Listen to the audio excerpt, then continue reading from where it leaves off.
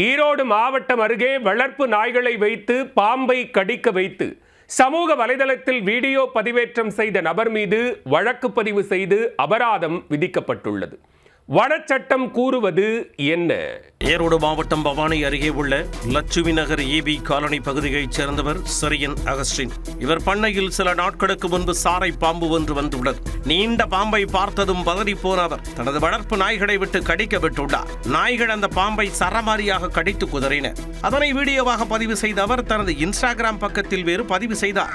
இந்த வீடியோ பதிவு தற்பொழுது அவருக்கே பிரச்சனையாக மாறியிருக்கிறது. இது தொடர்பாக வன உயிரின ஆர்வலர்கள் ஈரோடு மாவட்ட வனத்துறை அலுவலர்களிடம் புகார் தெரிவித்துள்ளனர். அதில் 1972 ஆண்டு வனச்சட்டம் அட்டவணை 1 உள்ள உயிரினமான சாரை பாம்பை துன்பப்படுத்துவது என்பது தண்டனைக்குரிய செயலாகும்.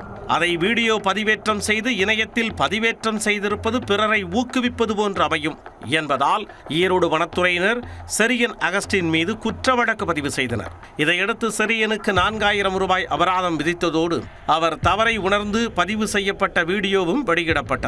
சாரைப்பாம்பு ஒன்று நம்ம வீட்டுக்கு வந்திருந்தது. அது பார்த்திங்கன்னா நம்ம வளர்ப்பு நாய் என்னோட வளர்ப்பு நாய் சாரைப்பாம்பு அச்சுறுத்தி காயப்படுத்திடுச்சு. அதனால் பார்த்திங்கன்னா எனக்கும் அந்த சாரைப்பாம்பு காயப்படுத்தினோடனே நான் வீடியோவை எடுத்து சமூக வலைதளங்களில் பதிவிச்சிட்டேன். அதனால் இது போன்ற செயல்களை யாரும் செய்யாதீங்க.